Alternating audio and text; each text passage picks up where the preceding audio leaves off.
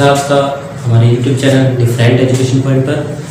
आज हम शुरू करने जा रहे हैं संख्या पद्धति में एक नया टॉपिक भाज्यता के नियम। स्वागत है आपका आज की इस क्लास में। दोस्तों, भाज्यता के नियमों में हम स्टार्ट बेसिक से करते हैं। सबसे पहले हमारे पास जो नियम है वो है 2 से भाज्यता का नियम। मतलब किन किन संख्याओं में 2 का भाग जाता है। तो जैसा कि हम जानते हैं कि समस्त सम संख्याएं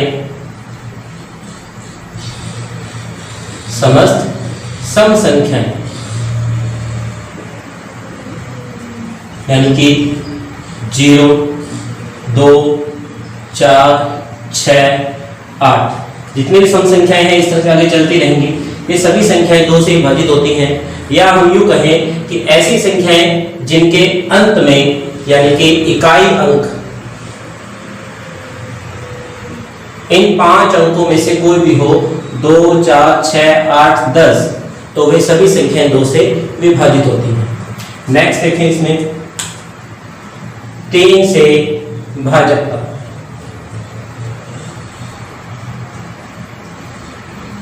कोई भी आपको संख्या दी गई है, उस संख्या में 3 का भाग जाता है या नहीं जाता, तो इसका पता हम कैसे कर सकते हैं। तो दी गई संख्या के अंकों का योग, जो भी हमें जो संख्या दी गई है उसके अंकों का हम योग करेंगे, और यदि इस योग के अंदर 3 का भाग जाए तो वो जो संख्या है वह संख्या भी 3 से पूर्णतः विभाजित होती है। एक उदाहरण देखिए इसका। हम जैसे कोई संख्या लिखते हैं 57, एक सामान्य सा उदाहरण है। तो 57 में अंक है 5 और 7, दोनों अंकों को जोड़ेंगे, 5 + 7 12। तो इस 12 को देखेंगे तो 3 के पहाड़े में जो 12 है वो आ रहा है। इसका मतलब ये संख्या तो 57 है, ये 3 से विभाजित होगी। यदि हमें ये भी संख्या बड़ी लगे तो इसको हम पुनः जोड़ सकते हैं, 1 + 2, तो ये बन गया 3।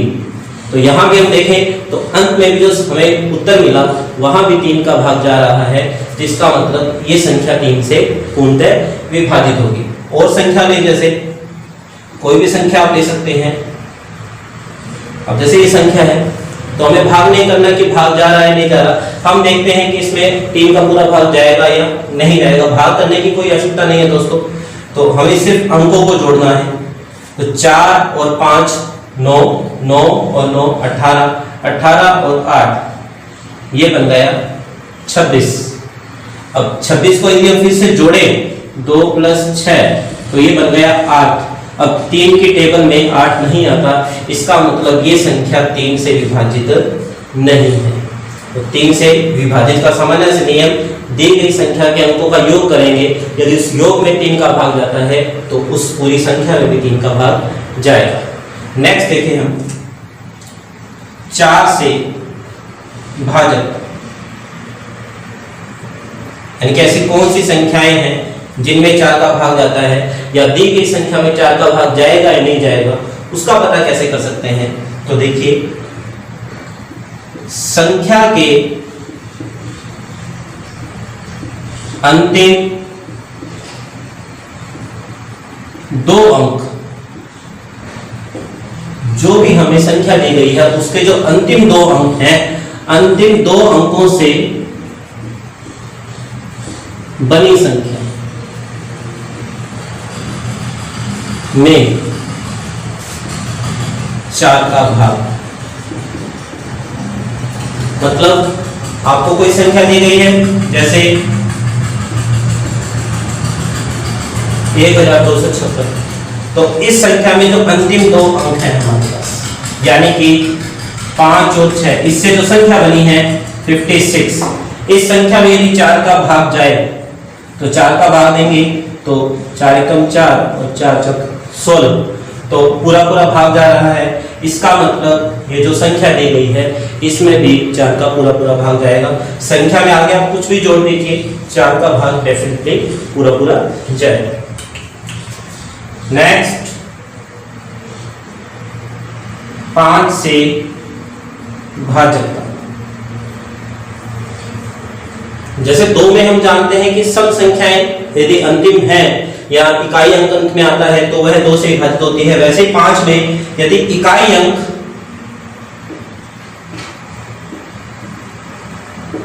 0 हो या 5 हो तो वह संख्या सदैव 5 से विभाजित होती है। इसका उदाहरण देखें, कोई भी संख्या लिख ले हम, शुरू में चाहे कितने भी सम अंक हो चाहे विषम हो उससे कोई मतलब नहीं है, हमें सिर्फ इकाई अंक से मतलब है। यहाँ अंतिम अंक 5 है या अंतिम अंक 0 आ जाए तो इन संख्याओं में सदैव ही 5 का भाग जाए। 4 नियम आए हमारे सामने दोस्तों।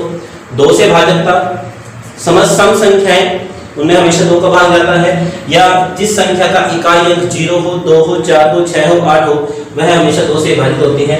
छोटी 6ठी 7वीं 8वीं क्लास से हम ये पढ़ते आ रहे हैं, लेकिन कंपटीशन में भी आजकल इससे संबंधित प्रश्न पूछे जाते हैं तो वो भी हम प्रश्न करेंगे। 3 से भाजकता, दी गई संख्या के अंकों का योग करना है, यदि उस योग में 3 का भाग पूरा जा रहा है तो संख्या भी 3 से विभाजित होगी। जैसे हमने उदाहरण लिए 57, दोनों अंकों को जोड़ा 5 और 7 12, तो 12 में 3 का भाग जा रहा है। यदि हमें ये भी यदि बड़ा लगे कि यदि यहाँ पर भाग नहीं जा रहा तो इसको फिर से हम जोड़ सकते हैं, तो 12 में फिर से जोड़ा, 1 + 2 3, भाग फिर से गया 3 अंक 3 में, तो 57 में पूरा भाग जाएगा। 4 से भाजकता, संख्या के अंतिम 2 अंक, कोई भी आपको संख्या दी गई है उसके जो अंतिम 2 अंक हैं सिर्फ इन्हीं को लेना है, आगे क्या है उससे हमें कोई मतलब नहीं है, संख्या बड़ी है छोटी है, यदि अंतिम 2 अंकों में 4 का भाग जा रहा है तो उस पूरी संख्या में भी 4 का भाग जाएगा। 5 का नियम सामान्य से नियम है, इकाई अंक में 0 हो या 5 हो तो इन संख्याओं में हमेशा ही किसका भाग जाएगा, 5 का भाग जाएगा। सामान्य से नियम है, इन्हीं को आधार मानते हुए आगे के नियम देखते हैं। दोस्तों 5 के बाद नेक्स्ट जो आगे है 6 से भाजकता,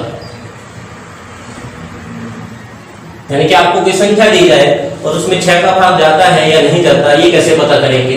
तो जैसे कि हम जानते हैं कि जो 6 है, इस 6 के यदि हम गुणनखंड करें तो वो बनेंगे 2 × 3। तो इसका मतलब ये हुआ कि यदि संख्या में 2 का भाग जा रहा है, यहां से नियम बना लेते हैं हम, 2 का भाग, इसका मतलब संख्या सदैव क्या होगी, सम होगी। सम संख्या है तो ही हम 6 से भाजकता चेक करेंगे, यदि संख्या विषम है तो 6 से भाजकता चेक करने की कोई आवश्यकता नहीं है। और 3 का नियम हम अभी देख चुके हैं कि संख्या के अंकों का योग कीजिए, यदि अंकों के योग में 3 का भाग जाएगा तो उस पूरी संख्या में 3 का भाग जाता है। तो यदि दोनों शर्तें पूरी होती हैं तो वो संख्या 6 के लिए जो शर्त है उसको पूरा करेंगे। जैसे एक उदाहरण ले हम 216, ये संख्या है हमारे पास। अब जैसा कि हम देख रहे हैं कि जो इकाई का अंक है वो 6 है, यानी कि एक सम अंक है, तो इसका मतलब पहली शर्त हमारी पूरी हो रही है। बात करें आगे 3 के लिए, तो 3 का नियम है कि संख्या के अंकों को जोड़ेंगे, 2 + 1 + 6, ये बन गया हमारे पास 9, और 9 में 3 का भाग जा रहा है, तो दोनों शर्तें यहां पर पूरी हो रही हैं। इसका मतलब इस संख्या में 6 का भाग भी जाएगा। आप चेक कर सकते हैं भाग देके, यदि इसमें 6 का भाग दें हम 216 में,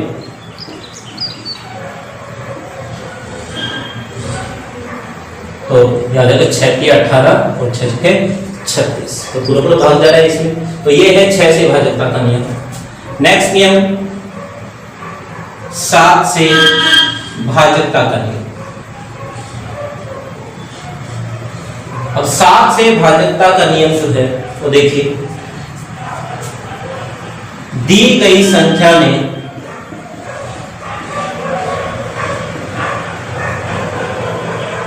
अंतिम अंक का 2 गुना, जो भी आपको संख्या दी गई है उसका जो अंतिम अंक है उसका डबल, उसका 2 गुना शेष संख्या में से घटाने पर प्राप्त संख्या में 7 का भाग दें। अब दिखने में लग रहा है कि ये इतना बड़ा नियम है, कैसे याद रखें, लेकिन इसको आप समझेंगे उदाहरण के जरिए तो बहुत ही आसान सा तरीका है इसका। आपको नियम क्या दिया गया है कि संख्या के जो अंतिम अंक है इसका डबल करना है और उसको बाकी बची हुई संख्या में से घटाना है। तो एक उदाहरण ले, जैसे 525। अब नियम के अनुसार अंतिम अंक का 2 गुना, अंतिम अंक हमारे पास है 5, इसका डबल करें, 5 का डबल हो गया 10, इसको बाकी बची हुई संख्या में से घटा देते हैं, तो इसको छोड़ देंगे, तो इसको जब घटाएंगे तो हमारे पास बच गया 42। 42 में हम 7 का भाग दें तो पूरा पूरा भाग दे रहे हैं दोस्तों, 7 के 42। इसका मतलब यदि हम 525 को 7 से भाग करेंगे तो पूरा पूरा भाग जाएगा, 7 49, 3 5 7 5 35। तो ये हमारे पास नियम आ गया 7 के लिए। 7 के बाद नेक्स्ट हमारे पास जो नियम है वो है 8 से भाजकता का नियम। ये नियम वैसे ही काम करता है जैसे 4 का नियम करता है, यानी कि 4 में जो था वो थे अंतिम 2 अंक, तो इसमें है अंतिम 3 अंक। यदि अंतिम 3 अंकों से बड़ी संख्या में 8 का भाग जाता है तो पूरी संख्या में 8 का भाग जाएगा। उदाहरण इसे ये है 4512, तो इसमें अंतिम 3 अंक जो है वो है 512। इसमें हम देखते हैं कि 8 का भाग जा रहा है नहीं जा रहा, तो 8 6 48 घटाएंगे 3 2 8 4 32।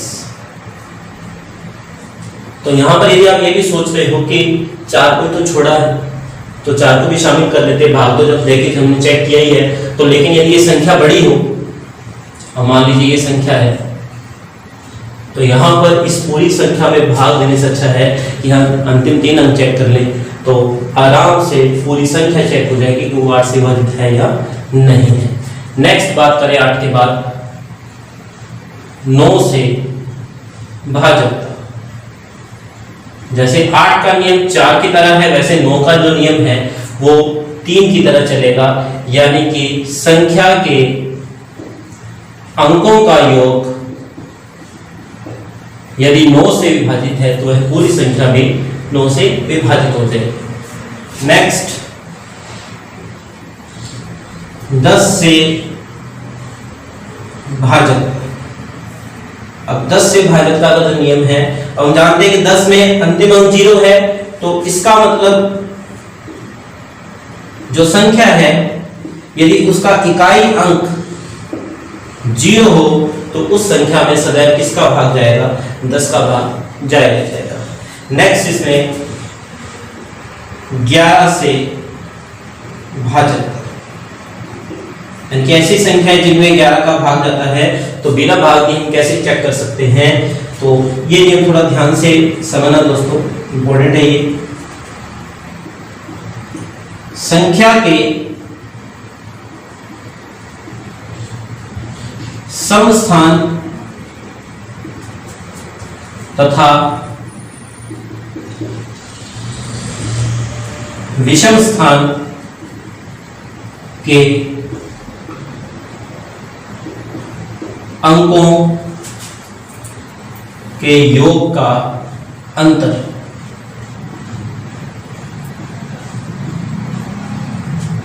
हमें क्या देखना है कि जो भी हमें संख्या दी गई है उस संख्या में इकाई, दहाई, सैकड़ा ये संख्या अंक होते हैं, तो वहां पर जो सम स्थान के अंक हैं और जो विषम स्थान के अंक हैं उनको ही जोड़ना है। सम वालों को सम के साथ जोड़ना है, विषम को विषम। यहाँ पर सम संख्या विषम संख्या की बात नहीं हो रही, सम स्थान और विषम स्थान की बात हो रही है। उनके अंकों के योग का अंतर लेना है, अंतर यानी कि उनको घटाना है, और घटाने के बाद जो आएगा यदि उसमें 11 का भाग जाता है तो वो संख्या जो है 11 से विभाजित होगी। उदाहरण देखिए इसका 4 5 7 6 4576। अब यहाँ पर ये पहला स्थान है, ये दूसरा स्थान, ये तीसरा, चौथा, लेफ्ट राइट कैसे भी आप देख सकते हो। तो जो दूसरा है ये सम स्थान हो गया और ये भी सम स्थान है। अब यहाँ पर जो अंक आ रहे हैं 4 और 7, इनका जोड़ कर लेते हैं 11। विषम स्थान है पहला, तीसरा, यहाँ पर जो अंक हैं 5 और 6, इनका योग कर लेते हैं 11। सम स्थान और विषम स्थान के अंकों का योग करना है और योग करने के बाद इसका हमें अंतर लेना है, यानी कि इसको घटाना है। घटाने पर हमारे पास आया 0। जरूरी नहीं कि 0 कुछ भी आ सकता है। अब जो भी ये डिफरेंस आया है उस डिफरेंस को देखना है कि 11 का भाग जाता है या नहीं जाता। तो 0 जो है उसमें हमेशा ही 11 का भाग जाएगा। इसका मतलब ये संख्या जो है वो भी 11 से पूर्णतः विभाजित हो जाएगी। आप इसको चेक कर सकते हैं। तो देखिए 4 5 7 6, तो 11 चौक 44, माइनस करेंगे 1 7, 11 2 11, माइनस किया 6 6 द्वारा 11 6 66। तो देख रहे हैं हम यहाँ पर पूरा भाग जा रहा है, ठीक है। भाग तो 416 आ गया, शेष तो 0 है। तो यहाँ पर आपको भाग देने की आवश्यकता नहीं, संख्या बड़ी है चाहे छोटी है, आप बिना भाग दिए इसको चेक कर सकते हैं। कोई भी संख्या आप लिख सकते हैं अपनी मर्जी से। उसमें आपको स्थान लिखने हैं, आप लेफ्ट से लिखो चाहे राइट से लिखो। उसमें सम स्थान और विषम स्थान दोनों के ऊपर जो अंक आ रहे हैं उनको अलग अलग जोड़ना है और उसके बाद उसका डिफरेंस लेना है। डिफरेंस यदि 11 से विभाजित है तो वो संख्या 11 से विभाजित हो जाएगी। तो ये हमने देखे आज के जो नियम है 2 3 4 5 6 7 8 9 10 11 तक के भाजकता के नियम को कंपटीशन में इससे संबंधित कुछ आजकल अलग से क्वेश्चन पूछे जा रहे हैं। तो जो भी इससे संबंधित क्वेश्चन है आगे हम नेक्स्ट वीडियो में करेंगे उससे संबंधित। आपको यहाँ पर कोई क्वेरी हो, आपकी कोई नियम ना समझ में आया हो, कोई और एग्जाम्पल्स आपको पूछने हो तो आप कमेंट बॉक्स में जरूर लिख के मुझे बताएं। Thank you.